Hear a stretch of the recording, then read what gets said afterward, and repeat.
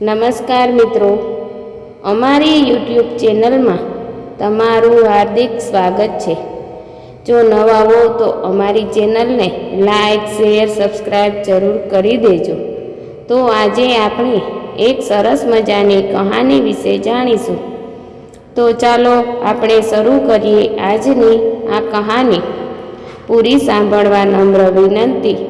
રાત્રે સૂતી વખતે તમે કોઈને સપનું જોયું જ હશે।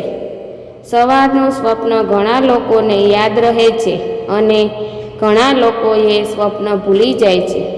સ્વપ્ન વિજ્ઞાન અનુસાર સૂતી વખતે જોયેલા દરેક સ્વપ્નનો વિશેષ અર્થ હોય છે, જેને સમયસર ઓળખીને વ્યક્તિ કોઈપણ અપ્રિય ઘટનાથી પોતાને બચાવી શકે છે।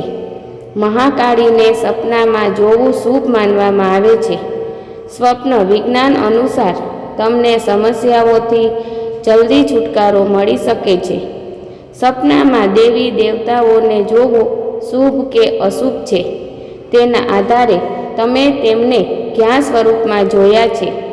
સામાન્ય રીતે સપનામાં ભગવાનનું દર્શન કરવું શુભ માનવામાં આવે છે। ચાલો જાણીએ કે સપનામાં મહાકાળીને જોવું એ શુભ સંકેત માનવામાં આવે છે કે અશુભ। મહાકાળીને સપનામાં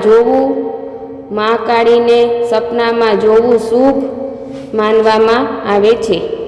સ્વપ્ન વિજ્ઞાન અનુસાર નકારાત્મક શક્તિઓનો નાશ થઈ શકે છે। જો કોઈ બીમાર વ્યક્તિ સપનામાં મહાકાળીને જુએ તો એવું માનવામાં આવે છે કે તે રોગથી જલ્દી છુટકારો મેળવી શકે છે। એવું પણ માનવામાં આવે છે કે જો સપનામાં મહાકાળી જોવા મળે તો ઘરમાં સુખ સમૃદ્ધિ આવે છે। સ્વપ્નમાં મહાકાળીની મૂર્તિ જોવાના સંકેત। સ્વપ્નમાં મહાકાળીની મૂર્તિ જોવી એ શુભ સંકેત માનવામાં આવે છે। સ્વપ્નશાસ્ત્ર અનુસાર વ્યક્તિનો આત્મવિશ્વાસ વધી શકે છે।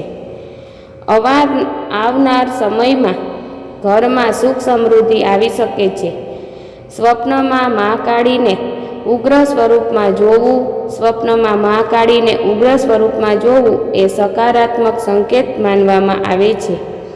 આનો અર્થ એ છે કે તમે સંઘર્ષ પછી જ જીવનમાં સફળતા મેળવી શકો છો। સ્વપ્નમાં મહાકાળીનું મંદિર જોવું એ શુભ સંકેત માનવામાં આવે છે।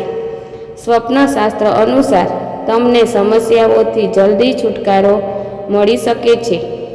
તમારો સમય સારો પસાર થઈ શકે છે અને તમારા ઘરમાં ખુશીઓ આવી શકે છે।